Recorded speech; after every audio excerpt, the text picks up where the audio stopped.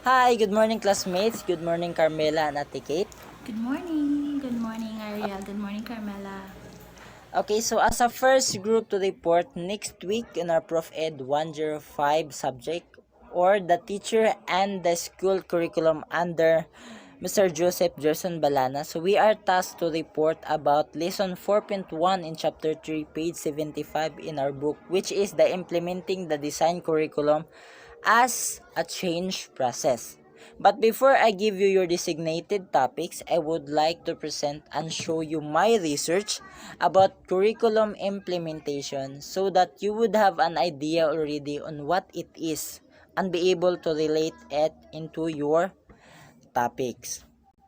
Okay, so in 1983, Lux and Lieberman defined curriculum implementation as a trying out of new practice on what it looks like when actually used in a school system.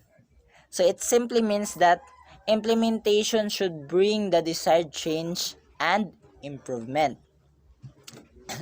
Thornstein and Hankins in 1998, curriculum implementation is the interaction between curriculum that has been written and planned and or the teacher who are in charge to deliver it. Thornstein and Hankins, curriculum implementation implies the following. So these are the following. First is shift from what is current to a new or enhanced curriculum. Next is change in knowledge, action, attitude, or the person involved. Next is change in behavior using new strategies and resources.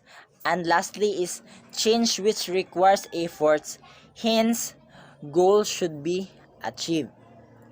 In the classroom context, curriculum implementation means teaching what has been written in the lesson plan. Implementing means using the plan as a guide to engage with the learners in the learning process, with the ends in the view that learning has occurred and learning outcomes has been achieved. It involves the different strategies of teaching with the support instructional materials to go with the strategy.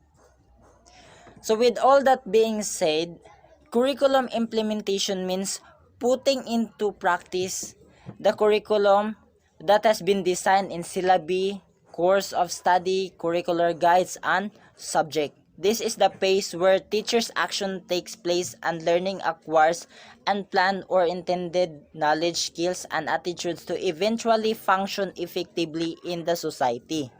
Now, as your leader, I would like you, Carmela Limbaco, to study Kurt Lewin's force field theory and curriculum change.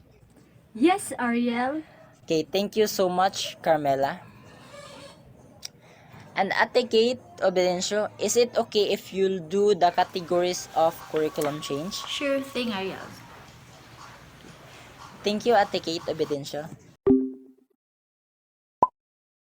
Oh, I liked it. It's kind of like my last Craigslist experience. Amazeballs. What balls?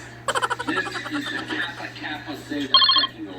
You're gonna need to know this to fit into the house. At the top, we got Sasha Stolzinski. She is Hello? Ate Kate, good evening. Carmela, hi, good evening. Have you done your PowerPoint presentation? No, not yet, although I already read my part. And you know what's interesting? What?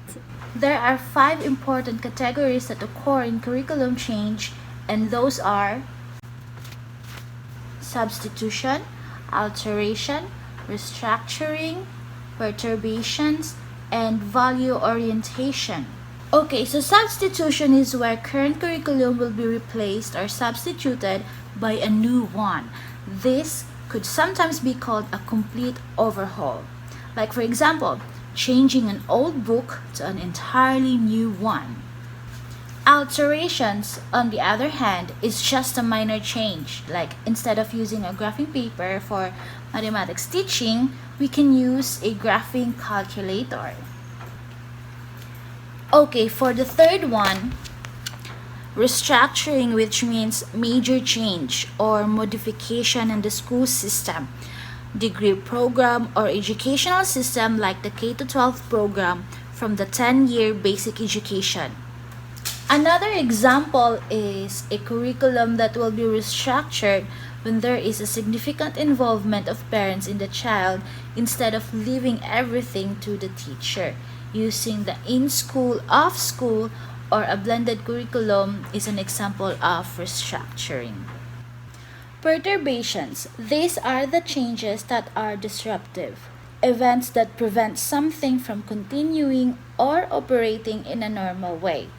Like, for example, if the principal changes the time schedule because there is a need to catch up with the national testing time, or the dean, the teacher has to shorten schedule to accommodate unplanned extracurricular activities.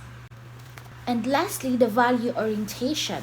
It is a type of curriculum change that is a response to shift in the emphasis that the teacher provides, which are not within the mission or vision of the school or vice versa. For example, when new teachers who are recruited in the religious schools give emphasis on academics and forget the formation of values or faith, they will need a curriculum value orientation. Same goes to the public school teachers. They will undergo teacher induction program, which is a special curriculum for newly hired teachers. That's school etiquette. Oh, when it comes to my part, there are driving forces as well as restraining forces that affect implementations. In other words, there are also factors that will make our curriculum succeed, but there are also factors that will set it up to failure. The father of social psychology, Kurt Lewin, explains the process of change. Then he made a model that is used to explain curriculum change and implementation. The Lewin's force field theory.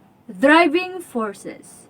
So when you talk about driving forces, it represents those forces that encourage change in some way. Restraining forces represents those forces that maintain the status quo and make the implementation of change difficult. So driving forces may include government intervention, society's values, technological changes, knowledge explosion, administrative support. While unrestraining forces includes fear of the unknown, negative attitude to change, tradition values, limited resources, and the last one would be the obsolete equipment. So when these two forces are equal etiquette, the state is in equilibrium or balance. There will be a status quo, hence there will be no change. However, when the driving force overpowers the restraining force, then change will occur. Otherwise, change is prevented. That is so right, Carmela. And regardless of the kind of change in curriculum and implementation, the process of change may contain three important elements. Curriculum implementation should be developmental, participatory, and supportive. Curriculum implementation should develop multiple perspectives, increase integration, and make learning autonomous, create a climate of openness and trust, and appreciate and affirm strengths of the teacher. Stakeholders like peers, school teachers, parents, and curriculum specialist participations are needed in order for the curriculum implementation to succeed. Participation builds a learning community, and trust among them should also be sought, as this is a positive starting point. Carmela, those driving forces you've mentioned earlier are in fact a support to the curriculum implementation. Like you've said, there will be great changes into our curriculum if those driving forces overpower the restraining factors. Also, support from peers, principals, and other stakeholders will add to the success of the implementation. Whoa! I think I know what to do on our PowerPoint presentation. I'm going to do it right now. Thank you so much for the information, Ate Kate. Oh, you're welcome, Carmela. See you soon. Goodbye.